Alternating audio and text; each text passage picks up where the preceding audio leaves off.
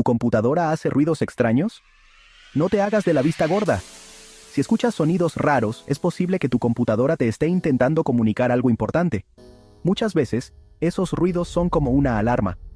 Tal vez es un ventilador que ya no funciona bien. O peor, un disco duro a punto de fallar. Apaga todo de inmediato. Abre la caja de tu computadora y échale un vistazo al hardware.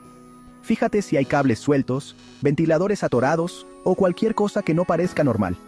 Y si te suena como una misión imposible, tranquilo, ponte en contacto con Solimatec para que le hagan una revisión profesional. Ellos son expertos y sabrán qué hacer.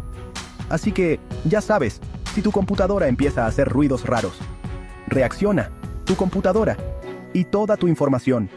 Te lo agradecerán.